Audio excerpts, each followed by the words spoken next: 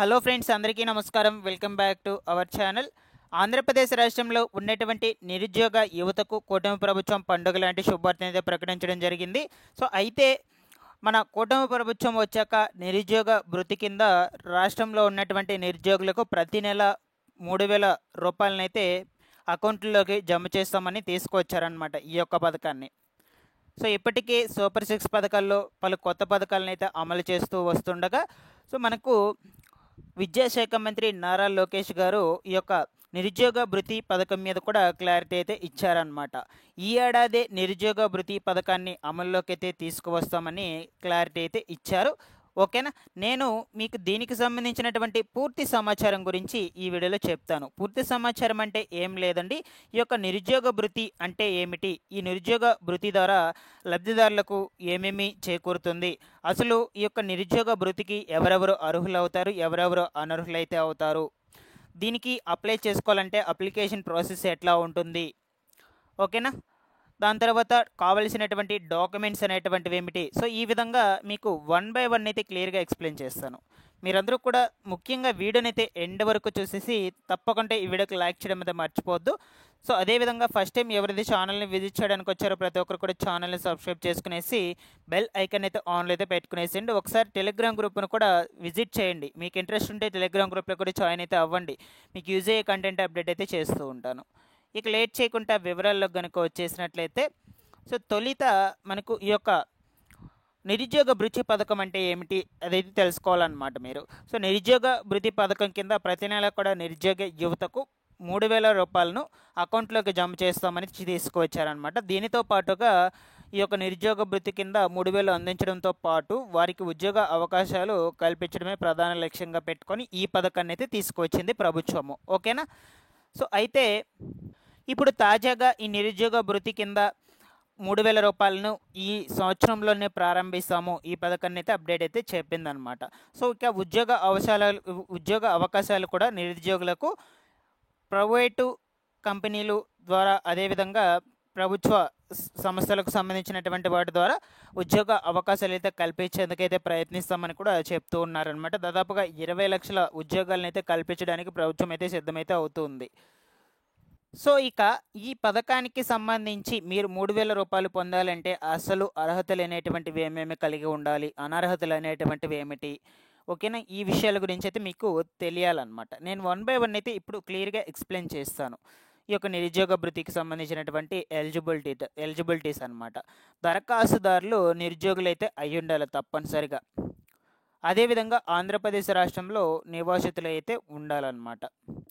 Next వచ్చేసి లబ్ధిదారుని వయసు ఖచ్చితంగా 22 సంవత్సరాల నుంచి 35 సంవత్సరాల మధ్యలోపు అయితే ఉండాలి. ఓకేనా, ఇది కూడా గుర్తుపెట్టుకోవాలి. మీరు ఎవరైతే దరఖాస్తులు చేసుకోవాలనుకుంటున్నారో దీనికి వాళ్ళకి వయసు వచ్చేసి 25 సంవత్సరాల నుంచి 35 సంవత్సరాల మధ్య లోపల అయితే ఉండాలన్నమాట. అదేవిధంగా కనీసం మనకు డిగ్రీ పూర్తి అయితే ఉండాలి. డిగ్రీ లేదా ఈ యొక్క డిప్లొమా, ఈ రెండిట్లో కంప్లీట్ చేసుకొని ఖాళీగా ఎవరైతే ఉంటారో నిరుద్యోగులు, అటువంటి వాళ్ళకి ఈ నిరుద్యోగ భృతి అయితే వర్తిస్తుంది. అంటే ప్రభుత్వ ప్రైవేటు సంస్థల్లో వర్క్ చేయకుండా ఎవరైతే ఉంటారో, ఓకేనా. ఈ యొక్క డిగ్రీ పూర్తి చేసుకున్నటువంటి నిరుద్యోగులకు నిరుద్యోగ భృతి పథకం కింద 3,000 రూపాయలు అయితే జమ అవుతాయి అన్నమాట. నిరుద్యోగ లబ్ధిదారుడు తప్పనిసరిగా రేషన్ కార్డు అయితే ఖచ్చితంగా కలిగి ఉండాలి. ఓకేనా, రేషన్ కార్డు లేనట్లయితే మీరు ఏ పథకానికి కూడా అర్హులైతే కారు అనమాట. ఇక లబ్ధిదారుని కుటుంబానికి చూసుకున్నట్లయితే ఈ యొక్క పొలం విషయం ఇది. ఓకేనా, 3 ఎకరాలు మాగాని, అదేవిధంగా 7 ఎకరాలు మెట్ట భూమి మించి ఉండకూడదు అనమాట. రెండో కలిపి 10 ఎకరాలకు మించి అయితే ఉండకూడదు. లబ్ధిదారుడు విద్యను అభ్యసించిన తర్వాత ఎటువంటి ప్రైవేటు సంస్థల్లో, ప్రభుత్వ సంస్థల్లో కూడా పనిచేస్తూ ఉండకూడదు. నేను ఆల్రెడీ కూడా చెప్పాను కదా, ఈ యొక్క కేంద్ర రాష్ట్ర ప్రభుత్వాలకు సంబంధించి ఉద్యోగాలు ఎవరు కూడా చేస్తూ ఉండకూడదు. అదేవిధంగా ప్రైవేట్ సంస్థలు లైక్ చిన్న చిన్న కంపెనీస్ ఉంటాయి కదా, చిన్న కంపెనీస్ కావచ్చు, పెద్ద కంపెనీస్ కావచ్చు, ఈ విధంగా వీటిలో కూడా వర్క్ అయితే చేస్తూ ఉండకూడదు. ఇన్ కేస్ చేస్తున్నట్లయితే వాళ్ళైతే అనర్హులైతే అవుతారు ఈ యొక్క పథకానికి సంబంధించి. అదే మనకు క్లియర్గా అయితే ఇక్కడైతే చెప్తూ ఉన్నారు. ఓకేనా. దాని తర్వాత విద్య పూర్తి చేసుకున్న తర్వాత ప్రభుత్వ ఉద్యోగాలకు పోటీ పడిన వారు, కాంపిటేటివ్ పరీక్షలు రాసిన వారు అర్హులైతే అవుతారనమాట. ఇన్ కేస్ మీరు కంప్లీట్ చేసుకుని, ఫర్ ఎగ్జాంపుల్గా గవర్నమెంట్ ఎగ్జామ్స్కి అయితే మీరు ప్రిపేర్ అవుతూ ఎగ్జామ్స్ రాస్తూ ఉంటారు కదా, అటువంటి వాళ్ళు మాత్రం అర్హులైతే అవుతారు. నెక్స్ట్ వచ్చేసి పిఎఫ్ అకౌంట్ లేని వారు అర్హులు. ఇది గుర్తుపెట్టుకోండి, పిఎఫ్ అకౌంట్ అయితే ఉండకూడదు తప్పనిసరిగా. సో ఈ విధంగా అయితే అర్హతలు అనేటువంటివి అయితే ఉన్నాయండి. ఓకేనా. సో నేను మీకు క్లియర్గా అయితే చెప్పాను అర్హతలు. సో మీకు ఇన్ కేస్ ఇంకేమన్నా డౌట్స్ ఉన్నా కూడా అడగండి, నేను వెంటనే రెస్పాండ్ అయితే అవుతాను. సో నెక్స్ట్ వచ్చేసి దీనికి సంబంధించినటువంటి డాక్యుమెంట్స్ ఏమేమి కావాలి, ఓకేనా, ఇక్కడ ఇది చెప్తాను మీకు ఇప్పుడు. సో ఇక కావాల్సినటువంటి డాక్యుమెంట్స్ చూద్దాము.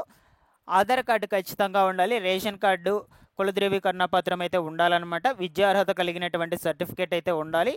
దాని తర్వాత ఒక ఫోటోలు, పాస్పోర్ట్ సైజ్ ఫొటోస్ అయితే 2 ఉండాలన్నమాట. నివాస ధృవీకరణ పత్రం కూడా ఖచ్చితంగా ఉండాలి.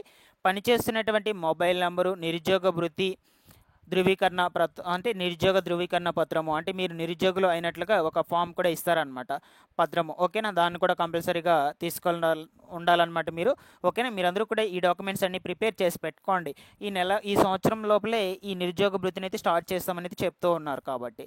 సో దాని తర్వాత బ్యాంక్ పాస్బుక్. ఓకేనా, ఈ విధంగా అర్హతలు అనేటువంటివి అయితే ఖచ్చితంగా కలిగి ఉండాలన్నమాట.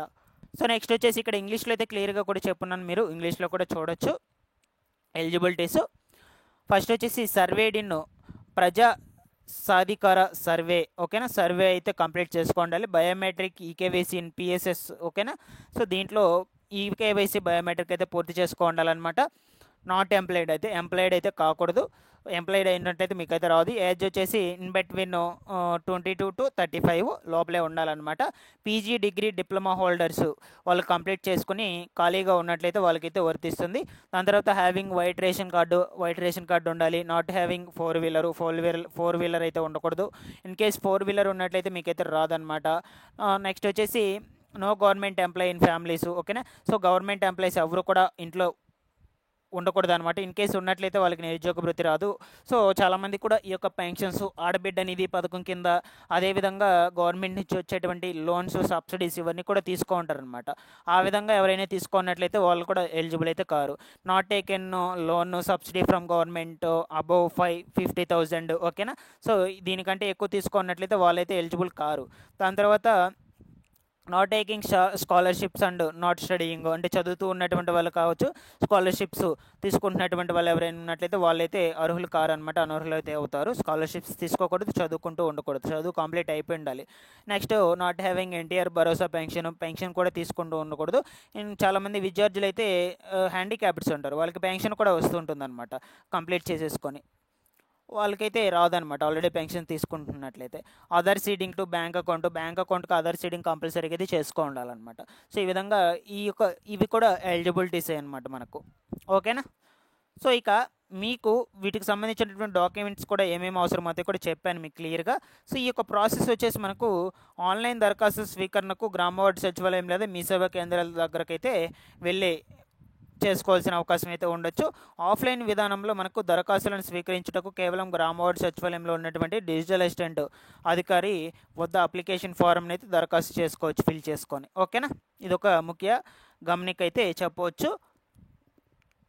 కానీ దీనికి సంబంధించినటువంటి అప్లికేషన్ డేట్ ఇంకా రిలీజ్ చేయలేదు, అది కూడా చెప్పాలి కదా మీకు, అందుకొరకు చెప్తూ ఉన్నాను. ఇది ముఖ్యంగా అయితే గమనించండి. అందరూ వెళ్ళిపోయి అక్కడ అప్లికేషన్స్ చేయండి అంటూ ఎవరు కూడా ఎగబడి అయితే వెళ్ళొద్దు, ఎందుకంటే ప్రజెంట్ అప్లికేషన్ డేట్ రిలీజ్ చేయలేదు. మీకు ఎలిజిబిలిటీస్ ఎట్లా ఉంటాయి, డాక్యుమెంట్స్ ఏమేమి కావాలి, ప్రాసెస్ ఎట్లా ఉంటుంది, ఆ వివరాల గురించి అయితే చెప్పాను మీకు. జస్ట్ మీరంతా కూడా డాక్యుమెంట్స్ అన్నీ కూడా రెడీ చేసి పెట్టుకోండి. మీకు ఏమైనా డౌట్స్ ఉన్నా కూడా కామెంట్స్లో అడగండి, నేను వెంటనే రెస్పాండ్ అయితే అవుతాను. Thanks for watching this one.